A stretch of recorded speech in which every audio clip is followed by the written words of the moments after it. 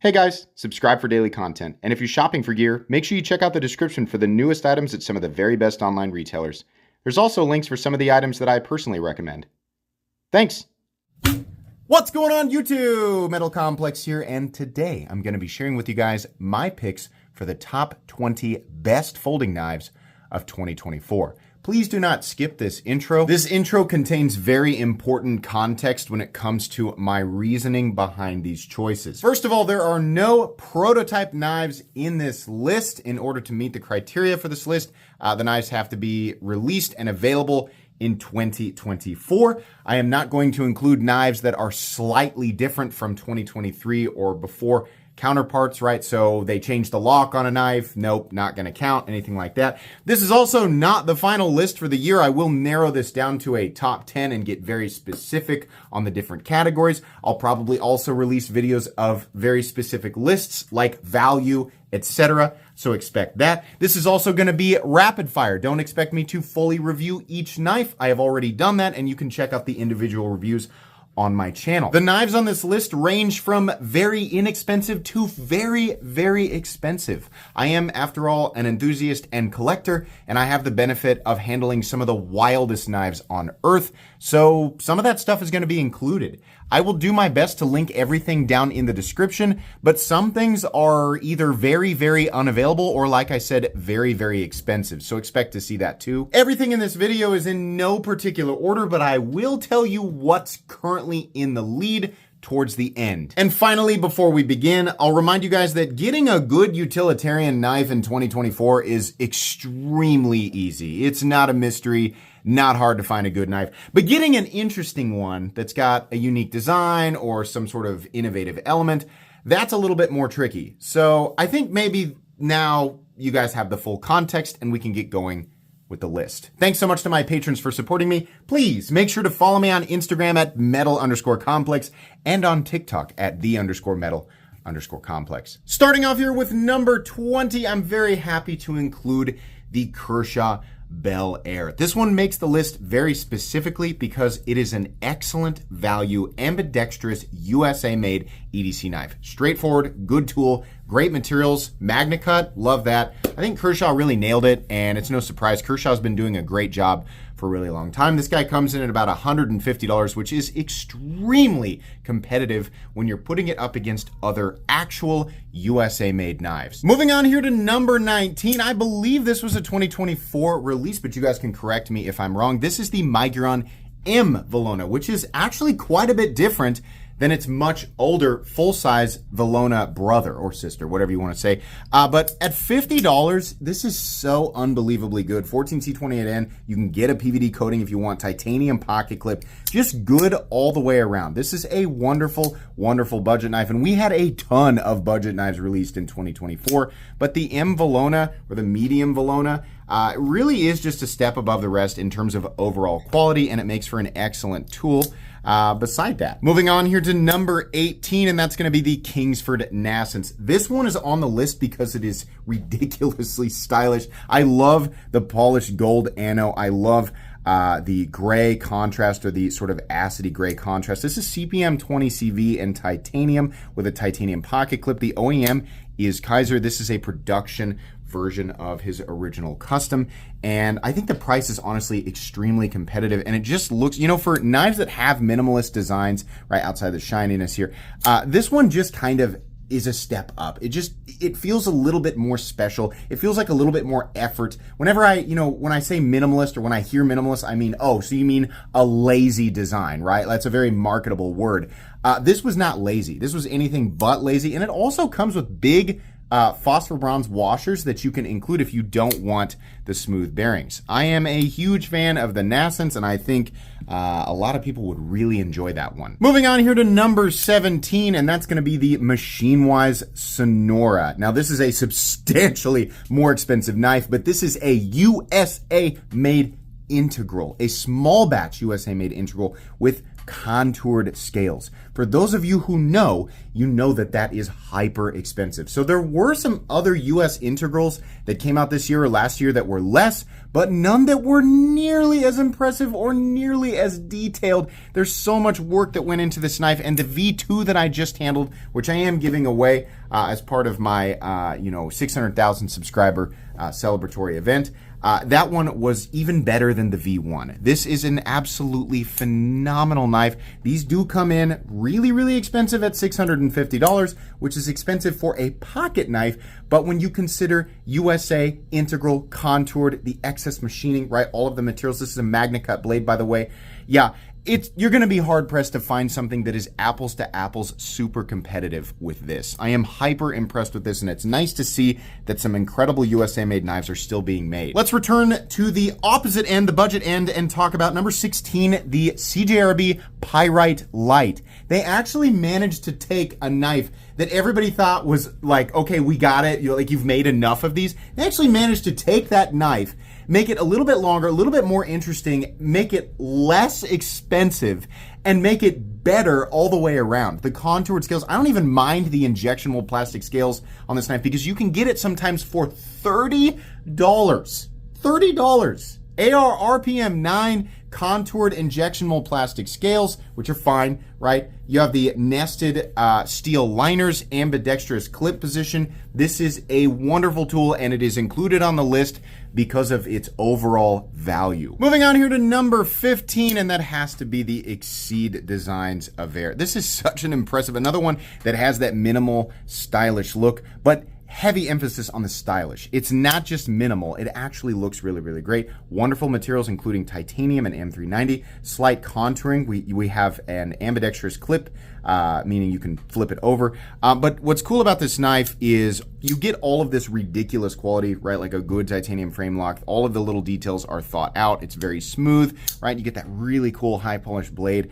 I believe, if I'm not mistaken, and you guys can correct me, Exceed does some things here in the United States and other things in China. So having all of this combined means that you're getting a really, really special knife that a lot of care goes into for a pretty amazing price at $180. They managed to do things a little bit differently, but still be hyper competitive and give you something really, really special for the money. I'm really, really impressed with this. I know a lot of people who picked this up were also impressed. I really like the way that they did that captive pivot there, but I did not expect to be absolutely overjoyed with the Aver, but I am. I don't love the font that they did here on the other side of the blade, but everything else is pretty spectacular, and it makes for a wonderful, compact, lightweight cutting tool. Moving on here to number 14, you guys knew that this one would make the list. Oh my goodness, this is the Kunwu S Tau 2.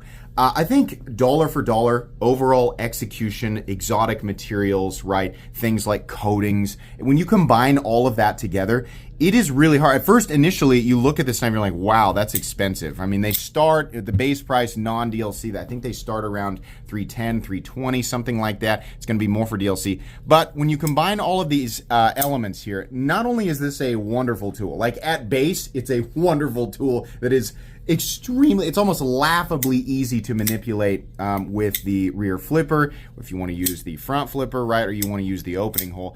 But Kunwu does their usual thing here where they deliver exotic materials like Vanax with a true polished DLC coating, meaning this is extremely hard to scratch. It's also even more corrosion resistant on top of Vanax, which is already extremely corrosion resistant. You have contoured DLC coated. It's not just black. They actually DLC coated everything on this knife if you choose the DLC version, right?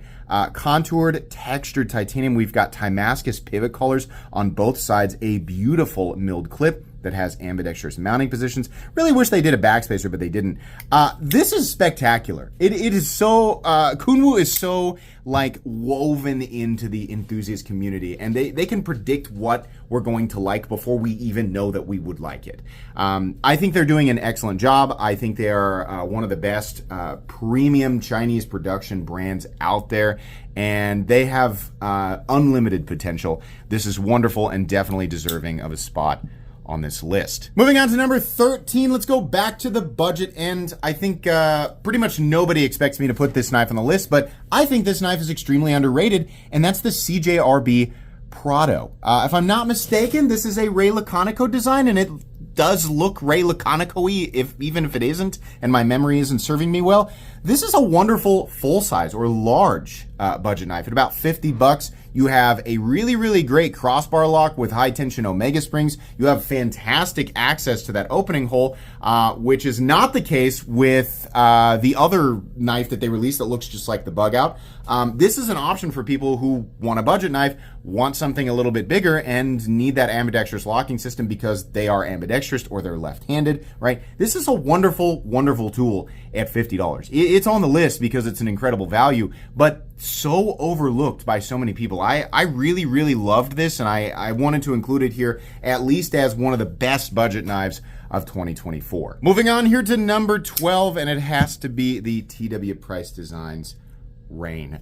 This is on the list because, again, it checks every box, all the little things that I like, and I know many of you like. If you consider yourself a snobby knife enthusiast, this makes for an excellent tool, right? Magna cut, it's got the titanium, right? It's got the nice, like, classic knifey look, but just the little stylish elements, like the way that he's done the texturing here. It's not a perfect diamond pattern or crosshatch. It's kind of doing its own thing, but the flow from the handle scales going into the blade, which has a beautiful tumbled finish if you choose, that option. But I also love the nested liner lock that's so perfectly nested in there. I love the beautiful pocket clip. This is such a wonderful knife to EDC that just has all of those elements without going overboard, feeling like, you're carrying something that's just like too big or too heavy or just too loud for what you're going to use it for. It's just a beautiful tool. TW Price, this is not his first design. He also did the Dawn, which kind of had similar elements but wasn't exactly the same knife. It's a wonderful flipper. That's what you're going to be using to deploy the knife, and it does that absolutely perfect. It's not unique in the sense that it's, we've never seen a titanium frame lock or liner lock flipper before, but it's unique that they've taken something that is so overdone in 2024 and still managed to make it a super cool option. The OEM here is Bestech. Unfortunately, this one's going to be a little harder to get your hands on because the pre-orders are done, and I don't know if he'll do them again. But they originally came in, I think, at about $335. Considering the combined elements here, I think that was a reasonable price tag for sure. Moving on here to number 11, and that's going to be the Remet RT Swordfish Gravity Knife.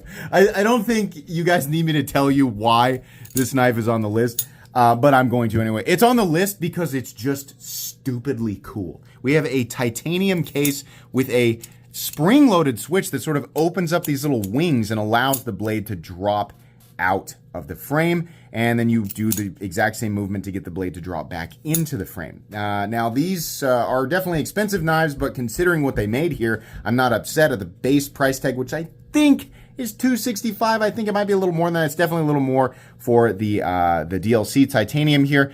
Beautiful texturing on this one. You have a few different options. They also have these inlays, and I know you guys are going to look at this and go, ooh, gross. They have regular carbon fiber inlays. They've got the jungle carbon fiber. You can get a bunch of different styles of inlays, and they're so easy to pop out. You've got a couple different styles of blades. On this version, you have a pocket clip, which is just really cool. A lot of people are going to say that's illegal in my state, and it is. But there are places like Kansas, where I live, where gravity knives are perfectly legal to own and carry. So if you like this, that's great. But check your local laws so that you don't get in a serious amount of trouble, right? If you live outside the United States, this is pretty much, there's no way that it's legal, sorry. But definitely a super, super cool knife. We don't have a ton of modern gravity knife designs, and this is awesome. It's really cool that we actually have this as an option. Moving on here to number 10, that's going to be the Maxace Neptune. You guys knew that this was going to be on the list. It's almost certainly going to be in the final top 10 list, and I'll tell you exactly why. It's because it is so hilariously better than any other automatic or dual action automatic OTF on the market for the money. What they have brought to the market with this knife for $108 is better than the vast majority, even when it costs substantially more. This is a hyper competitive option. We have the SLD Magic, that's San Mai. That is a wonderful steel for this knife. You can take this thing out and beat on it. It is super durable. There's tons of people who don't think that OTFs can be durable. The crappy ones are definitely not durable, but the much more serious and more premium ones, yes, absolutely. But the Neptune allows you to have all of this, including the incredible firing power and the solidity and lockup and the reliability of deployment for $108. It looks incredible. It's got a taller or wider blade. It's a full-size knife.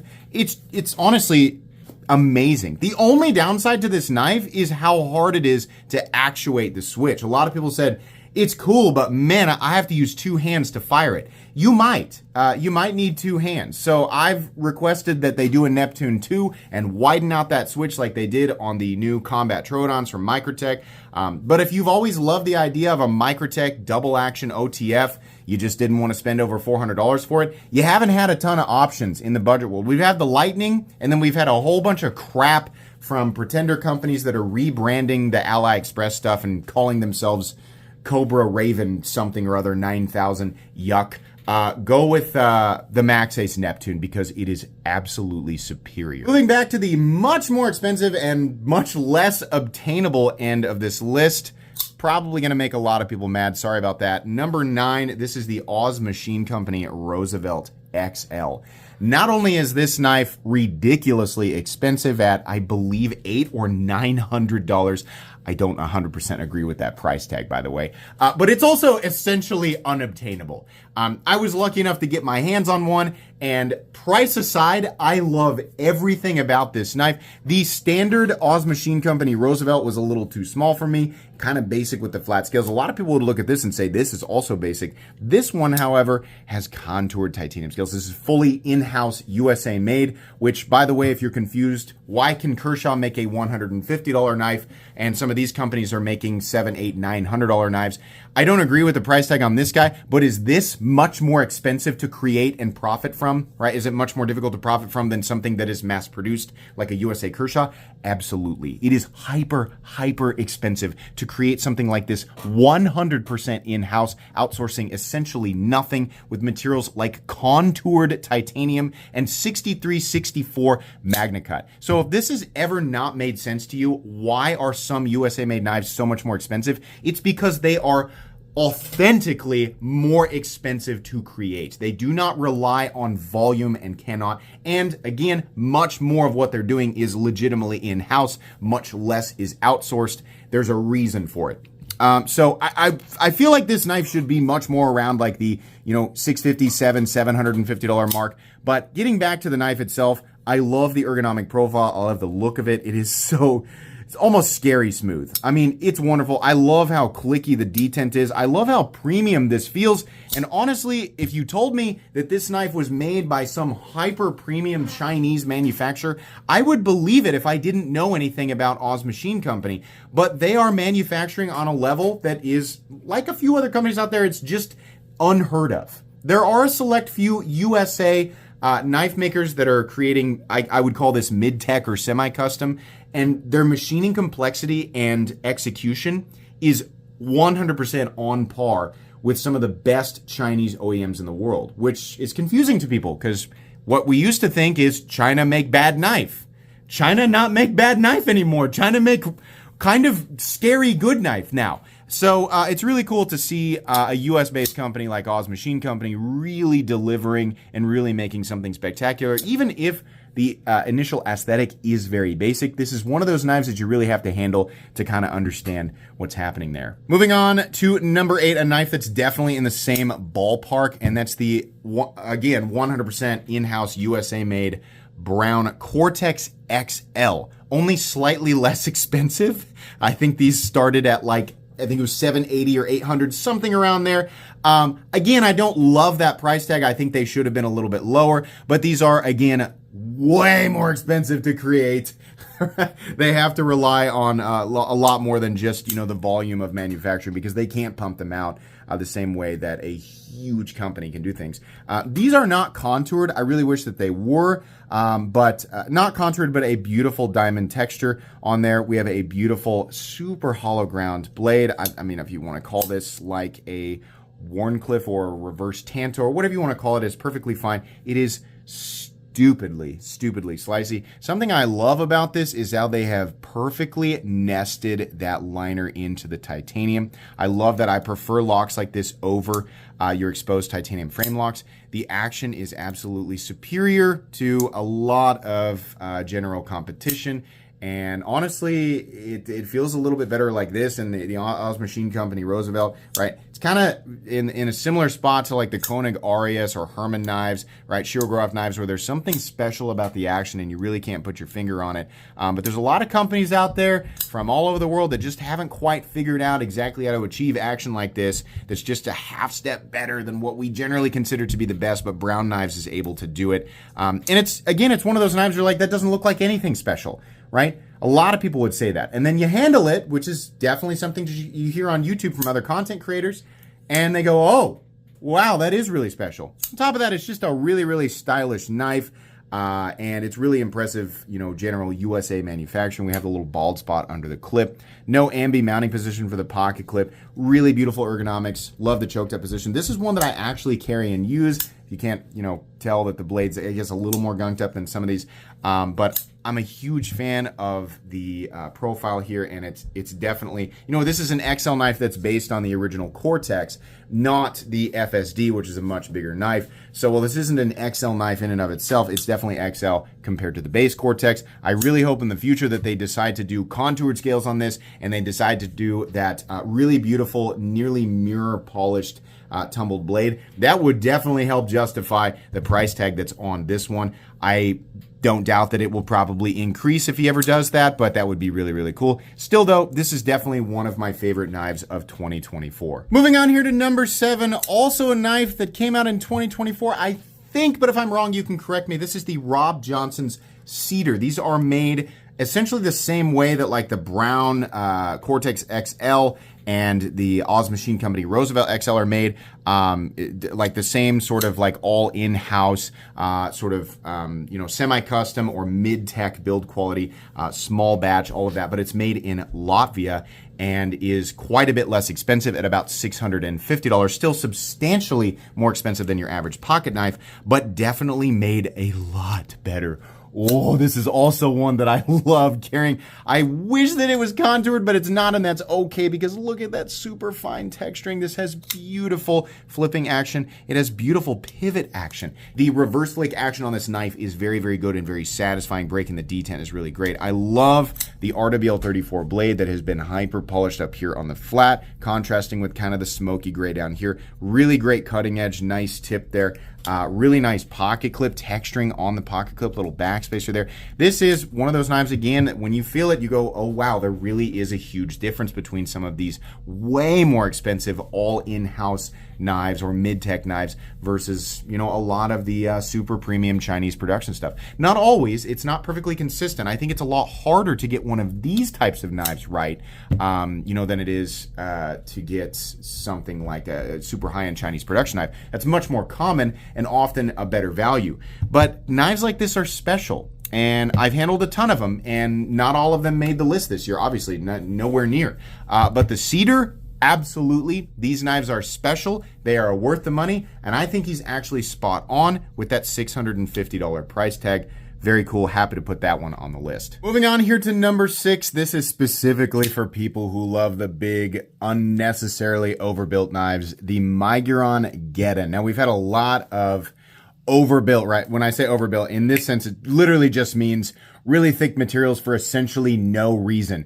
Are you going to gain some sort of excess level of utility from carrying around a knife that's this big and thick? No. It's fun, right? It might be slightly more durable than the average folding knife, but it is still a frame lock, and it's going to rely on, the weakest part of that frame lock, which are the relief cuts. So yeah, probably slightly more capable in terms of durability, but it'll actually slow you down in terms of cutting performance because the blade geometry is so thick. But that's why I like it. On top of that, it is properly heat-treated M390 that you're going to lose out on because, again, the geometry is so thick. But we also have contoured and textured titanium scales that are also thick. I mean, this is ridiculous. The blade is nearly a third of an inch. I think it's actually over a third of an inch thick. But the cherry on top, if you think about the amount of materials here and what the actual competition is, right? I'm not talking other knives that are titanium and M390 because this is like 3 titanium M390 knives packed into one knife. I mean, it is truly huge.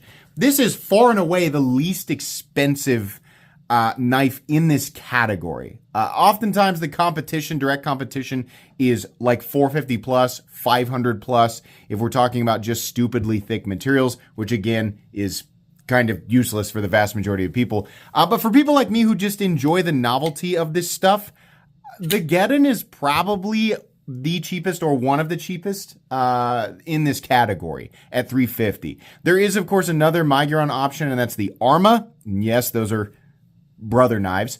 That one's $300, but it's not quite as thick. The Genon is just kind of like, for the person who has this dream of owning a stupidly monstrous overbuilt knife, just for the joy, just to enjoy the craziness of it, right? But you don't want to spend Medford prices. Believe me, this is way bigger than even the biggest thing. The Medford Praetorian tie still is dwarfed by this knife. It is absolutely huge. $350, a lot of money just to get, sort of a novelty-based smile on your face. But if you really want it, you're going to save a lot of money versus the stuff that's actually competing with it. So that one I did definitely enjoy, and it deserves a spot on this list. Number 5, I'm definitely going to include this one on the list, and that's the Les George and Alan Eichowitz EK Dagger integral folder. I'm sure that I said some of that stuff out of order. I am a huge fan of integrals. Not everybody is, not everybody cares, but I do. What does that mean? It means that the frame is entirely one piece of material instead of your traditional, right, 2 pieces, 1 piece of titanium, a backspacer, another piece of titanium, and then all screwed together. That is a much less expensive and much less risky process. What's the benefit of an integral? Well, it's kind of ironic in this case. The benefit is that you have substantially less hardware, usually, that holds everything together. This knife, oddly enough, has a bunch of hardware that does nothing. It's literally just to make it look interesting. These screws don't hold anything together. They're literally just there. This one here is the over travel, and then you have the pivot screws. But this, it's an interesting combination of things for a really, really cool looking knife that is 100% usable, but is probably less practical than, it's way less practical than your average knife, just considering the grind. But it is really neat and really unique. And in a world where we see a lot of the same stuff, right? I mean, I've seen bug out copy after bug out copy after bug out copy. And while a lot of them are great knives, they're just boring, right? A lot of times I'll take something that's less convenient just to rid myself of the ever-present boring onslaught that we as the knife community are dealing with on a daily basis. Alan Eichowitz and Les George, obviously well-known knife makers, knife designers. They created this folder that was based on the actual fixed blade version. I am a huge fan of this. All of the little tiny details that you would expect to be present in terms of just execution and fit and finish are definitely here. The thumb disc is not my favorite opening system, but it does complete the look. I really like the symmetrical look or nearly symmetrical look. The pivot is slightly off on purpose to give that blade the proper leverage as it deploys. But I love the fuller, love the, this is a false edge up here. This is just like a bayonet grind. Just a huge fan of the look overall. And there's really not another folder on the market that is doing exactly this. You have a bunch of different options. Black, you have a different blade shape. You have the flame titanium, right? The pocket clip leaves a little bit to be desired, but it is definitely a Les George clip. These guys come in at about $400, which is right on the money in terms of general competition. This exact knife made in the United States would cost way, way more. Way more. Absolutely. Exactly the same thing. But when we're talking high-end Chinese production integral knives, $400, getting it under $400 is pretty difficult. But I enjoy this one mainly for the uniqueness and the aesthetic of it. So I definitely wanted to include it on the list. It's been a favorite all year. Moving on to number 4, a surprise entry. You guys just saw me review this. This is the Vostede and Kylo with the proprietary locking system that is somewhat magnetically driven. It's really interesting. There's actually a big bar of steel with it looks kind of like a 3-dimensional rectangle. I forget the name for that, but it slides into place in this slot right here and then is at least partially held in place with a magnet inside of the pivot. This has proven to be an exceptionally strong locking system. Is it as strong as the Triad lock? Probably not, but the Triad lock is so massively overkill that there's room for tons of other locks to not be quite as strong, but still substantially stronger than any normal person would ever need. There's actually a whole bunch of destruction testing videos on this knife all over YouTube, and while a lot of that is really overkill, it does demonstrate exactly how strong this lock is. It's not the first time that a locking system has been implemented in the pivot, but a lot of the other ones that have been implemented in the past, like what CRKT did, they just didn't feel super fun to manipulate or easy to manipulate. This knife has an okay rear flipper. It's got an okay front flipper, but it's got that opening hole there. And so the combination of the opening hole and the pivot locking system make this super easy to manipulate and actually really comfortable to hold and to use. The only downside is the positioning of the lock means that if you are choking up, right or left-handed, you have to be careful about how hard you squeeze into that button because you could potentially disengage it. Outside of your finger pushing that button, very little in terms of natural or expected force while you're using it, very little is going to disengage it. This is definitely a superior locking system in terms of strength versus what we are used to seeing on the market. And Vostede did it without having to charge us an enormous amount of money. You have the more expensive version at $165, $175, might be $180, but then you have a less expensive version as well, an aluminum and 154 cm for around $120, I believe, which is pretty impressive. It's hard to remember prices, guys, and they change all the time. But I did not expect to like this as much as I did, and I was pleasantly surprised.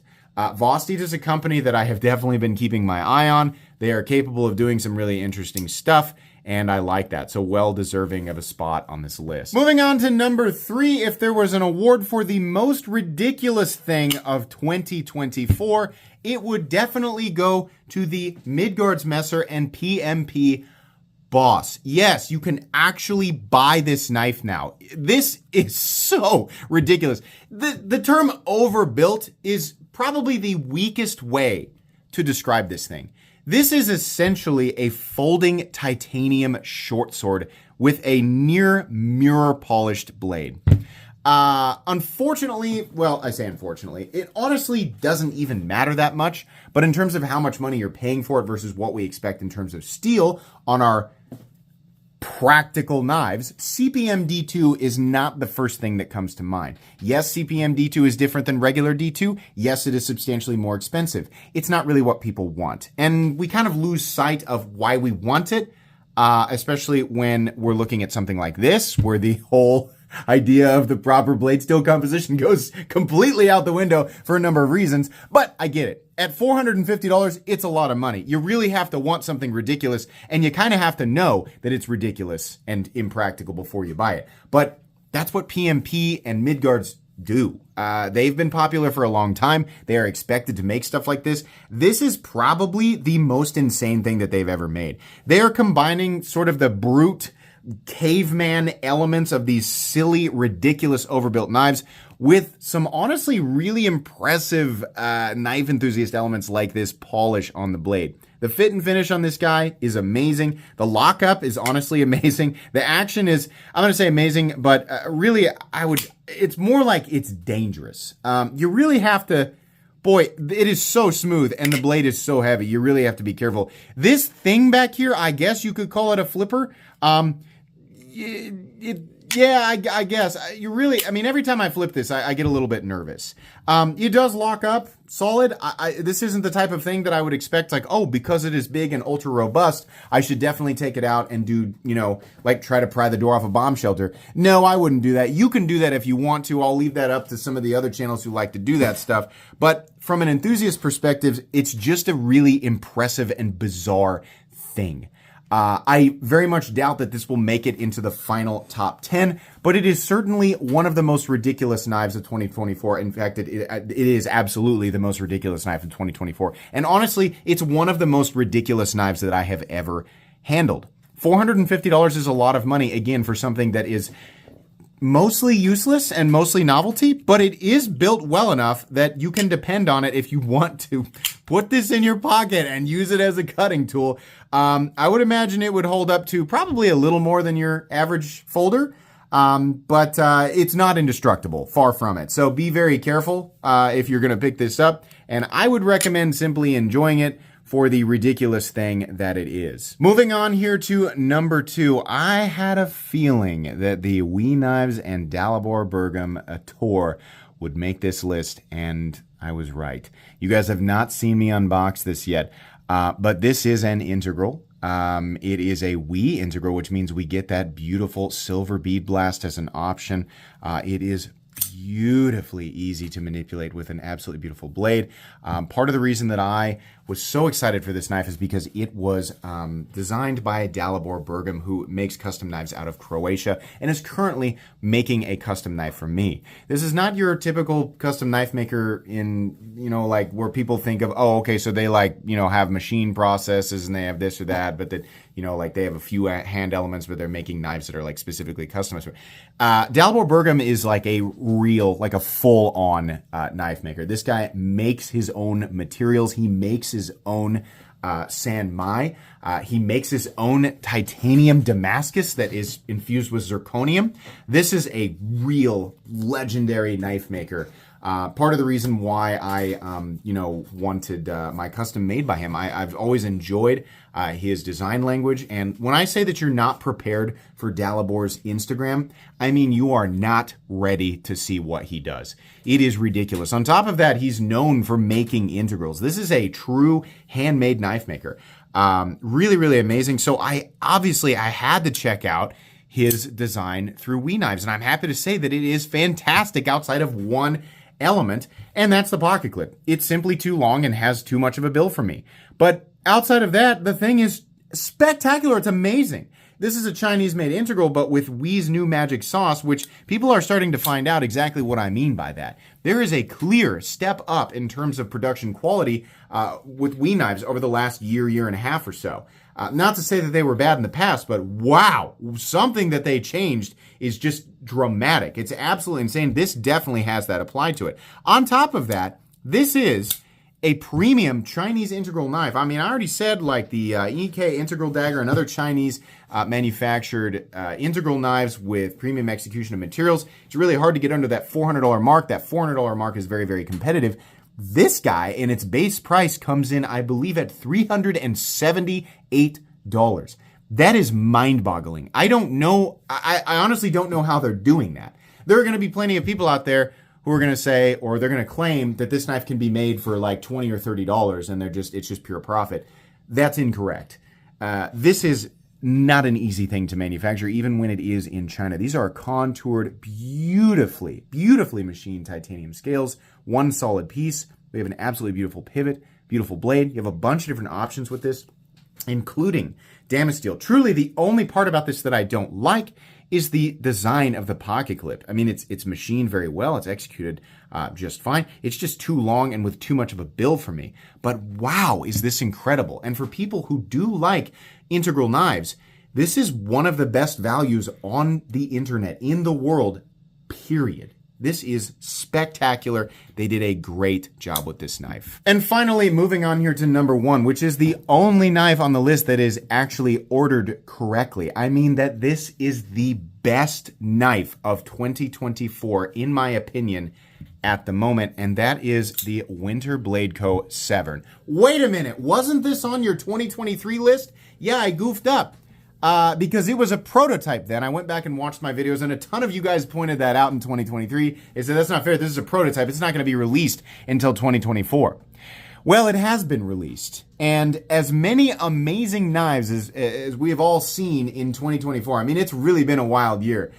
Nothing has come close to the Severn. The Severn has stayed so high up on that mountain. This thing is ridiculously good. If you don't know who Brian Winters is saving the knife world from being boring. He is the most innovative person in the knife world. He has so many spectacular designs that have not made it into the production knife world yet, and he utilizes magnets in some of the most interesting ways possible. But this is probably the easiest and friendliest knife to manipulate that I have ever experienced. Number one, the magnets that he uses are very, very powerful and have a very, very long lifespan. In fact, the magnets will outlast, I think, people in general. Maybe not that long, but I know that they're very, very powerful magnets. The thumb stud can actually, this is magnetic, and it can actually be pulled off and switched over to the other side. It does have a peg in there, so it can't slide around, but it's powerful enough that you won't have to worry about